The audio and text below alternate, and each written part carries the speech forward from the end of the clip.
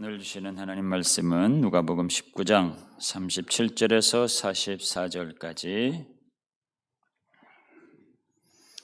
찾으셔서 한 목소리로 봉독하겠습니다. 누가복음 19장 37절부터 시작. 이미 감람산 내리막길에 가까이 오심에 제자의 온 무리가 자기들의 본 바 모든 능한 일로 인하여 기뻐하며 큰 소리로 하나님을 찬양하여 이르되 찬송하리로다. 주의 이름으로 오시는 왕이여, 하늘에는 평화여 가장 높은 곳에는 영광이로다 하니, 무리 중 어떤 바리새인들이 말하되 선생이여 당신의 제자들을 책망하소서 하거늘 대답하여 이르시되 내가 너에게 말하노니 만일 이 사람들이 침묵하면 돌들이 소리 지르리라 하시니라. 가까이 오사 성을 보시고 우시며 이르시되 너도 오늘 평화에 관한 일을 알았더라면 좋을 뻔하였거니와 지금 내 눈에 숨겨졌도다. 날이 이를지라 내 원수들이 토둔을 쌓고 너를 둘러 사면으로 가두고 또 너와 및 그 가운데 있는 내 자식들을 땅에 메어치며 돌 하나도 돌 위에 남기지 아니하리니 이는 내가 보살핌 받는 날을 알지 못함을 인함이니라 하시니라. 아멘. 오늘은 종료주일이라 그럽니다. 모두가 다 알고 있죠. 종료주일이 무슨 뜻인가 하는 것도 너무너무 잘 알고 있습니다. 예수님께서 마지막 예루살렘 성에 입성하실 때 많은 사람들이 종려나무 가지를 꺾어 손들고 소리치고 환호하고 했던 그 일로 인해서 제 종료주일이라 이런 이름을 붙이고 우리가 이렇게 기억하고 있습니다. 이때 무슨 일들이 일어나고 있는지 또 우리들이 많이 들어서 알고 있습니다. 그래서 이 종료주일을 맞이해서 종료주일에 관련된 이 말씀을 나눌 때 새로운 지식을 전달하려고 하는 것은 아닙니다.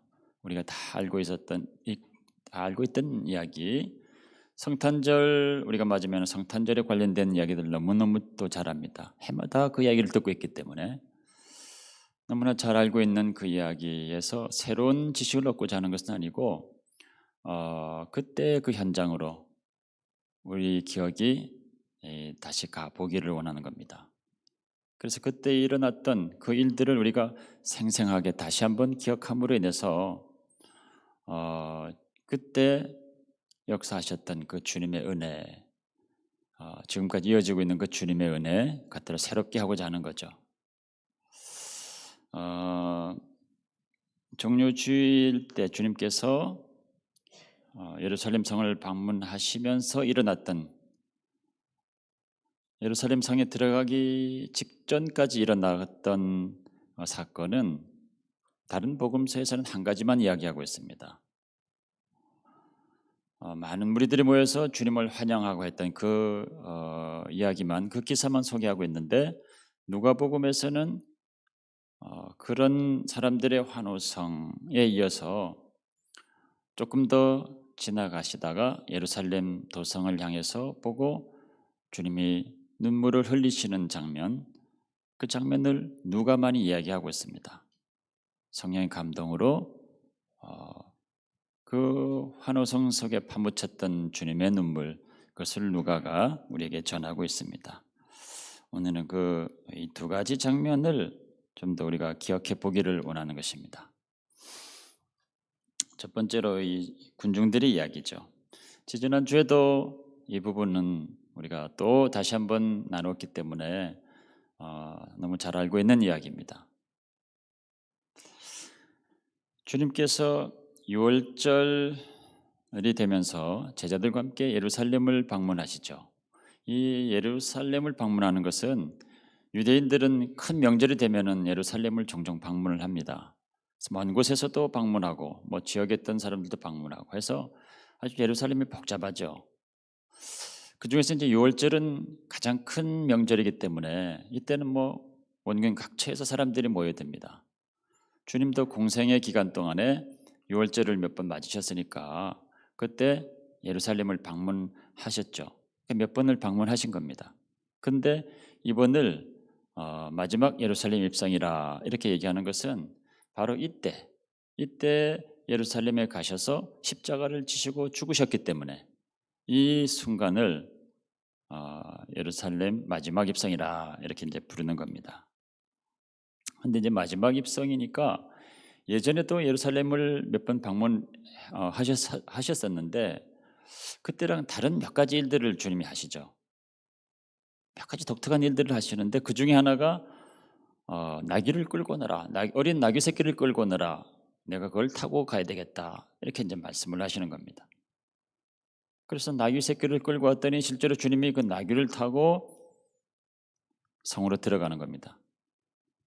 근데 그게 뭐 보통 일어날 수 있는 일은 아니고 평범한 일은 아닙니다. 보통 사람들은 뭐 말을 타고 다니고 그러지 나귀 새끼를 타고 다니고 뭐 그러진 않거든요.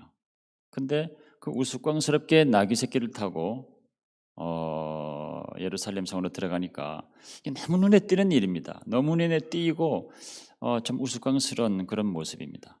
사람들의 주목을 단번에 받게 되죠. 이제 그런 일들을 굳이 하신 이유가 뭐냐면 이게 이제 마지막 예루살렘 방문이기 때문에 그렇습니다. 마지막이니까 주님께서 주님에 관해서 예언하셨던 그 예언서의 내용들은 다 이루시고 가셔야죠. 다 이루셔야 되는 겁니다. 그래서 전에 하지 않았던 그런 행동들을 이제 하게 되는데 이 나귀를 타고 가시는 것도 스가랴서에서 예언하셨던 내용입니다. 스가랴 9장 9절에서 예언하셨던 내용인데 이제 그것을 다 이루시려고 나귀를 타고 간 겁니다. 스가랴 9장 9절의 말씀이 시온에 따라 크게 기뻐할지어다 예루살렘에 따라 즐거이 부를지어다 보라 내 왕이 내게 마시나니 그는 공의로우시며 구원을 베푸시며 겸손하여서 나귀를 타시나니 나귀의 작은 것고 나귀 새끼니라 그랬습니다. 이 말씀을 가만 보면 이게 메시아에 대한 예언이라고 하는 것을 누구나가 다 알 수 있는 내용입니다. 내 왕이 내게 임하시나니 왕이라고 그랬고요. 공의로우시며 공의롭다고 그랬고요. 구원을 베푸시며 구원을 주시는 분 왕이다.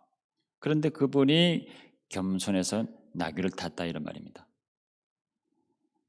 그러니까 이 부분은 누가 봐도 이건 메시아에 관한 예언이구나라고 하는 걸 알 수 있는데 주님께서 이 예언을 이루시면서 나귀를 딱 타고 가셨다는 거죠.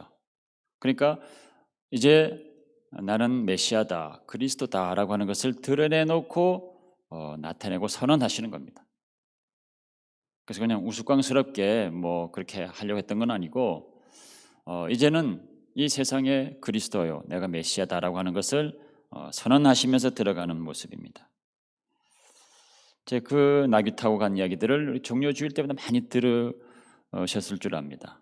그렇게 해서 이제 나귀를 타고 들어가셨는데 그러다가 이제 사람들을 만나게 됩니다. 많은 무리들을 만나게 되는데요.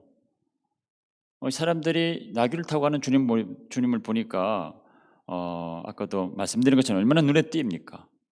사람들이 모이기 시작했습니다. 웅성웅성하면서 모이기 시작하죠.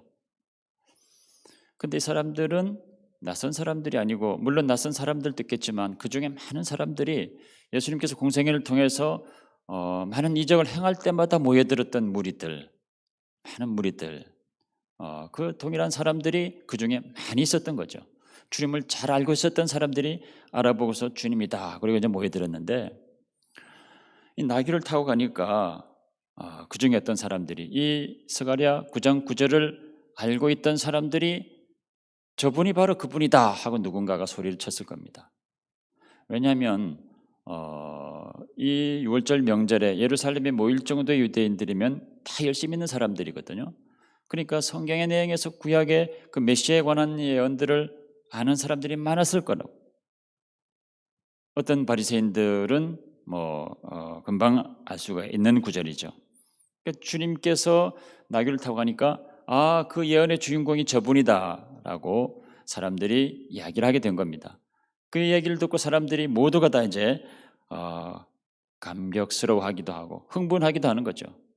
자기네들이 그렇게 바라고 있었던 메시아가 지금 눈앞에 나타났으니까 그 다 나귀 타고 가는 모습만 봐도 확실하니까 얼마나 사람들이 환호성을 질렀겠습니까? 그러니까 여기서 환호성을 지른다는 얘기가 정말 감격에 겨워서 진짜로 환호성을 지르는 겁니다.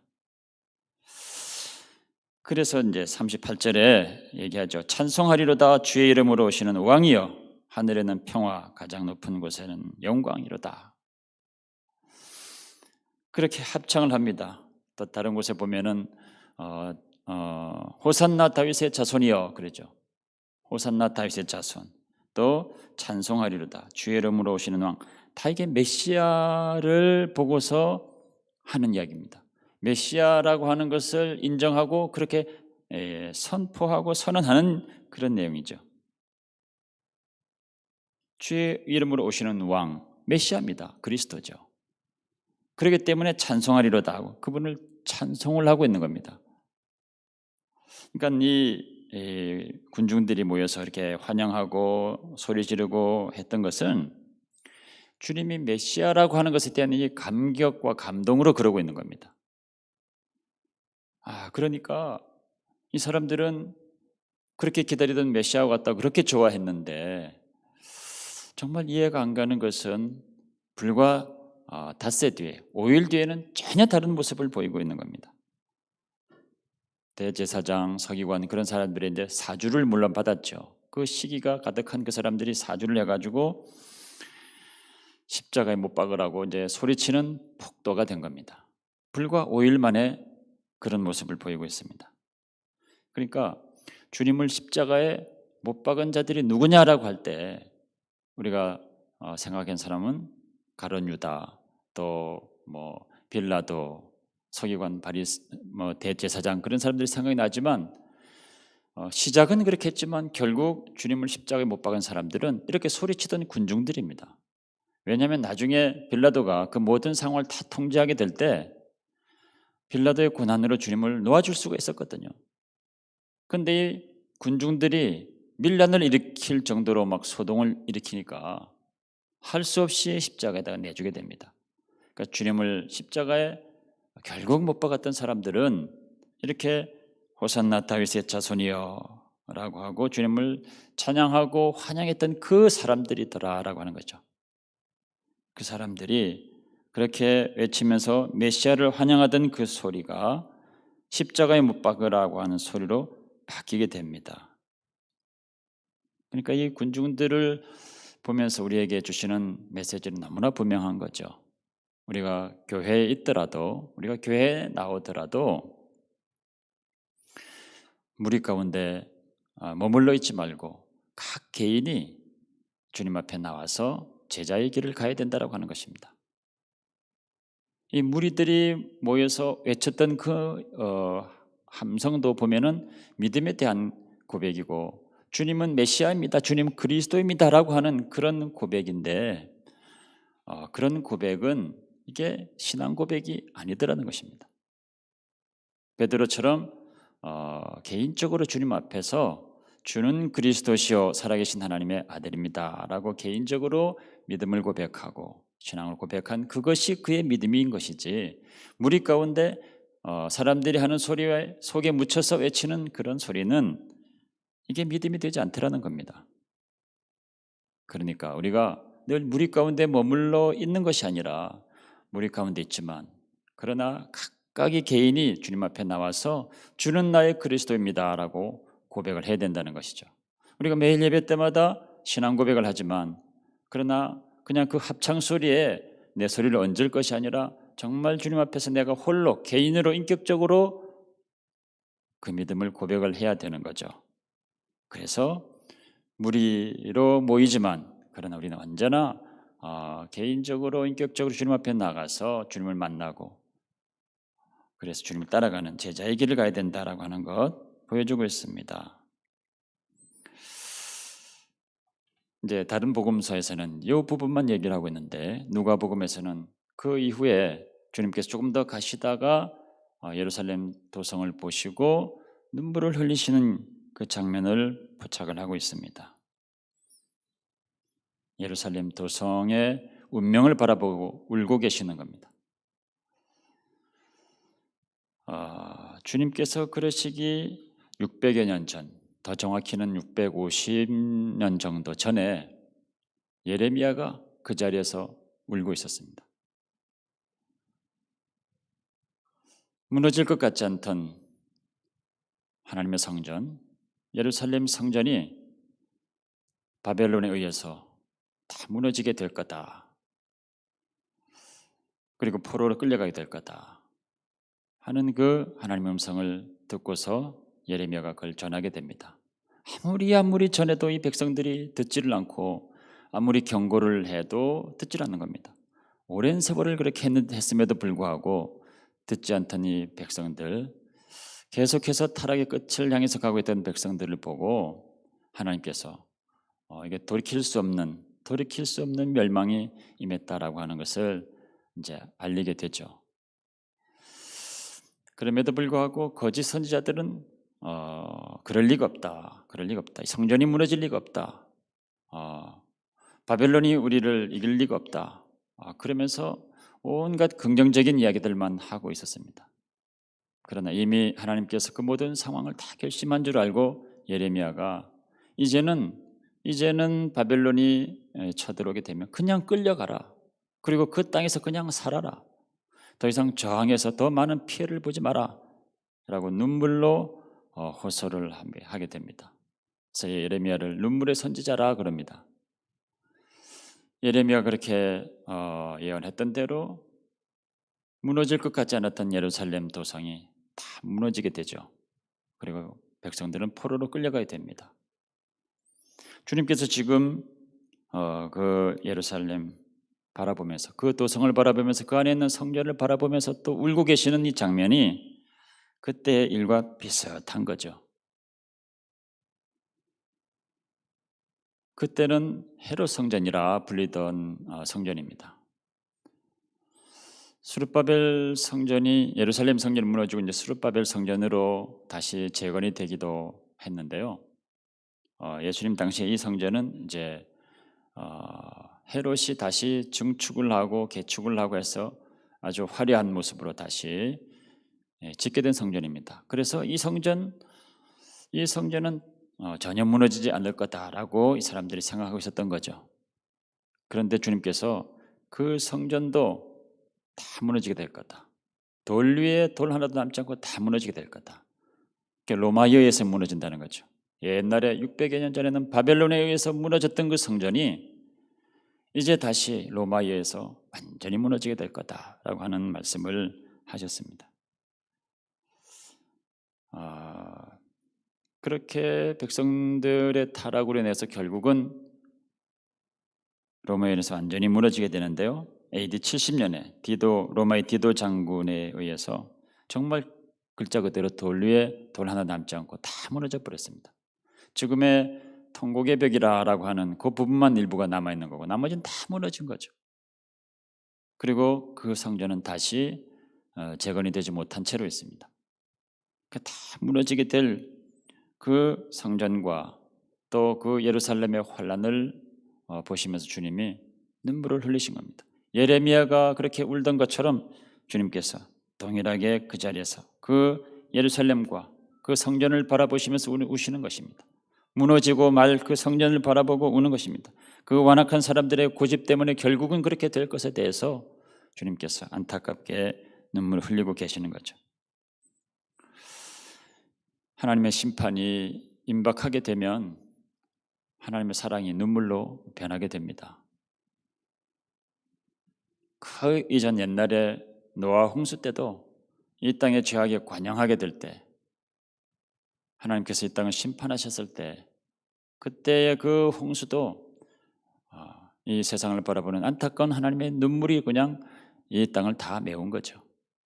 하나님의 임박한 심판, 그것은 하나님의 그 사랑이 그 심판으로 바뀔 때 그런 모습을 보여주고 있습니다.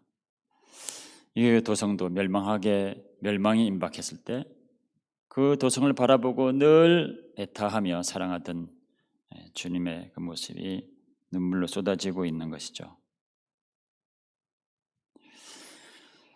그 도성이 그렇게 무너질 것 같지 않던 그 하나님의 성전, 그 성전이 그렇게 무너지게 된 것처럼 주님께서 십자가에 달리게 되는데 주님께서 십자가에 달린다고 하는 것은 그 성전이 무너지는 것과 영적으로 이렇게 오버랩이 되는 것입니다. 주님이 성전의 원형이죠. 주님이 진정한 성전입니다. 이 성전을 헐라 내가 사흘 만에 다시 지으리라 이렇게 말씀하셨을 때 그 말을 들었던 사람들 그때 그게 무슨 말인지 몰랐지만 나중에는 그것이 주님의 육체 성전된 그 육체를 가리킴이라라고 해서 나중에 알았다 이런 말씀 요한복음 2장에서 하고 있습니다. 그러니까 주님이 성전인 거죠. 진정한 성전인 겁니다. 근데 그 헤롯 성전이 그렇게 무너진 것처럼 주님의 몸이 십자가에 달리게 됩니다. 주님의 몸이 십자가에 달리게 된 것, 그렇게 주님이 메시아다라고 감격해서 환호성을 지르던 그 사람들이 그 몸을 십자가에 못 박으라고 소리치게 되면서 주님께서 그렇게 십자가에 못 박혀 죽으시게 되는 거죠. 성전이 무너지는 것과 같이 주님의 몸이 십자가에 이렇게 달리게 되는 겁니다. 그래서 주님께서 그 상황을 주님이 다 보고 계시니까, 다 알고 계시니까 이 군중들이 호산나 다윗의 자손이여 또 그렇게 여기서 찬송하리로다 주의 이름으로 오시는 왕이여 하는 그 소리가 주님은 십자가에 못 박으소서 십자가에 못 박으소서 하는 소리로 들리는 겁니다. 그 사람들을 보고 눈물을 흘리시는 거죠. 그 성전이 무너지는 그 상황과 그 운명을 보면서도 또 우시는 주님께서 이 사람들의 이 소리를 들으면서 울고 있는 것입니다. 아무도 그것을 보지 못했지만 누가가 성령의 감동으로 그것을 보고 있는 거죠. 근데 주님께서 십자가에 실제로 달리셨을 때 첫 번째로 하신 기도, 십자가에 달려서 신음 가운데 뱉은 첫 번째 첫 마디가 주여 저들의 죄를 용서하여 주옵소서. 저들은 자기가 하는 일을 알지 못함이니이다 하는 그런 한마디 외침으로 기도하고 있습니다. 저희들이라고 하는 것은 모든 사람들을 다 포함하는 것이죠. 그러나 1차적으로는 그렇게 주님을 환영하고 메시아라고 감격하던 그 사람들, 그렇지만 십자가에 못 박으라고 외치던 그 사람들을 두고 사는 말씀입니다. 자기들이 무슨 일을 하고 있는지도 모르고 그렇게 주님을 십자가에 못 박게 되던 성전을 회파하는 것과 같이 성전이신 주님을 십자가에 달게 했던 그들을 바라보면서 저들의 죄를 용서해 달라고 주님이 기도하시는 겁니다.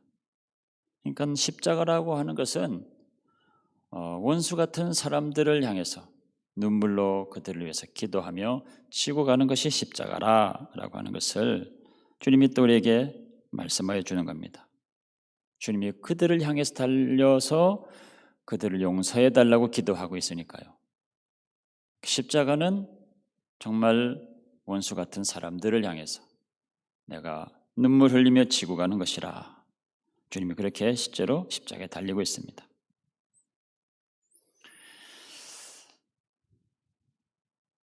내가 사흘 만에 다시 지으리라. 이 성전을 헐라 내가 사흘 만에 다시 일으키리라 하신 것처럼 주님은 다시 부활하시죠. 무너졌던 이 헤롯 성전, 그것은 완전히 무너져서 다시 재건되지 못하고 오늘날도 그 돌무더기 몇 개 외에는 아직 재건되지 못하고 있습니다. 그렇지만 진정한 성전이신 예수님께서 십자가에 달리셨지만 사흘 만에 다시 부활하시게 됩니다. 사흘 만에 다시 지으리라 하신 것처럼 다시 부활하셔서 우리의 영원한 찬양을 받으시고 경배를 받으시고 오늘 우리의 예배를 받으시는 거죠. 이런 모습을 보면서 우리도 이제는 종료주일에 이 말씀을 들으면서 우리도 이 세상을 바라보며 이 도성을 바라보며 우리의 자녀들을 바라보며 나를 바라보며 눈물을 흘려야 될 때인 거죠. 우리가 사는 이 도성을 바라보게 될 때 주님께서 예루살렘 성을 바라보며 우셨던 그런 심정을 우리가 정말 갖지 않을 수가 없습니다. 하나님을 떠나고 하나님을 대적하고 하나님과 멀어지는 방향으로 계속해서 나아가고 있는 많은 것들을 바라보게 될 때 그런 것들을 바라보면서 우리가 정말 울지 않을 수가 없습니다. 우리 아이들을 학교에 맡기지만 학교에서 무슨 일들을 가르치고 무슨 내용을 가르치는지 우리가 알게 된다면 정말 우리가 눈물을 흘리지 않을 수 없습니다. 하나님으로부터 멀어지게 하는 너무나 많은 것들을 가르치고 있는 거죠. 이 타락한 문화가 어디까지 가게 될지 정말 눈물 흘리지 않을 수가 없습니다. 너무나 인본적인 이 문화가 타락의 끝을 향해서 나가면서 모든 하나님의 창조의 질서를 왜곡하고 있는 상황을 바라보게 될 때 모든 것이 좋은 것이 좋다고 앉을 수가 없는 거죠. 인종 간의 갈등이 얼마나 폭력으로 번지고 있는지 우리가 지금 보고 있지 않습니까? 그런 가운데 그 모든 일들을 정화하고 빛을 비춰야 될 교회들이 얼마나 세속화되어 타락해가고 있습니까? 이 모든 것들을 바라볼 때, 이 모든 일들이 벌어지고 있는 이 도성의 일들을 바라볼 때 주님의 마음을 가지고 정말 우리가 가슴 치며 회개하며 정말 울면서 기도해야 될 때인 거죠. 이 가운데 죽어가는 이웃, 주님을 모르고 죽어가는 영혼들을 바라보면서 정말 우리가 눈물을 흘려야 될 때입니다. 시편 119편 136편에서 6절에서 얘기하고 있습니다. 저희가 주의 법을 지키지 아니하므로 내 눈물이 시냇물같이 흐르나이다. 이런 마음을 가지고 이 도성을 바라보고 이 모든 현상들을 바라보고 우리가 기도해야 될 때인 줄 압니다. 우리 자녀들을 바라보며 우리가 많은 노력을 하고 있지만 정말 우리도 우리 자녀들의 그 어린 마음을 헤아리 알 수가 없습니다. 아이들도 어리지만 겪는 아픔들이 많습니다. 아이들의 마음도 무너질 때가 많이 있습니다. 우리가 잘 알지 못합니다. 그 아이들을 위해서 그 마음을 헤아리 알기 위해서 정말 하나님 앞에 나가서 정말 눈물로 간구해야 되는 것이죠. 그 마음을 알게 해달라고 기도해야 될 때고 우리의 눈물로 그 아이들의 마음을 씻어야 될 때입니다. 아이들의 영적인 상태를 바라보며 정말 눈물로 기도해야 될 때입니다. 우리의 자녀들이 정말 지금 이 순간에 예배하고 있습니까? 예배하기 힘든 이 환경 가운데 대충 예배해도 지나갈 수 있는 환경 가운데 아이들이 예배를 지나가고 있지는 않는가? 그렇다고 한다면 정말 우리가 하나님 앞에 무엇보다도 그 일을 위해서 안타깝게 눈물로 간구해야 될 줄로 압니다. 무엇보다 우리들의 영혼을 바라보면서 가슴치며 회개하며 나가야 됩니다. 특별히 고난주간 동안에 내 안에 가득한 이 죄악을 바라보며 덮고 있지 않고 그것을 가지고 주님 앞에 나가서 회개하며 기도하고 눈물로 간구해야 될 때인 줄로 압니다. 우리 마음속 가득한 깊은 곳을 들여다보면 이 예루살렘 도성과 같이 완악하고 패역하고 고집스럽고 죄악으로 가득한 그런 모습들이 우리 가운데 있지 않습니까? 사람들에게는 아무렇지도 않은 것 같지만 사람들에게는 다 감출 수 있지만 하나님 앞에는 감출 수가 없는 것입니다. 그것을 계속해서 감추기만 하고 묻어두게 된다면 그 죄악이 이 도성을 무너뜨린 것처럼 우리의 삶을 무너뜨릴 수가 있는 것입니다. 우리가 평소에는 그냥 지나간다 할지라도 주님이 십자가에 달리시고 우리를 위해서 십자가에 달리시고 우리를 위해서 우셨던 이 기간 동안에는 정직하게 우리들의 마음을 돌아보고 회개하고 그 모든 어려움들을 다 씻어낼 수 있도록 주의 은혜를 간구해야 될 줄로 압니다. 우리 이웃들을 바라보며 자녀들을 바라보며 교회를 바라보며 우리가 정말 주님 앞에 회개하며 눈물로 간구해야 될 줄로 압니다. 우리의 눈물이 메말랐다고 한다면 그것 가지고 주님 앞에 나가서 회개하셔야 될 때인 것이죠. 우리 눈물이 마르지 아니하도록 주님 앞에 나가서 내 영혼을 열어달라고 기도해야 될 줄로 압니다. 예레미야가 그렇게 주의 말씀을 가지고 백성들을 돌이키려고 그렇게 말씀을 전하며 수년을 울고 말씀을 전하고 결국에는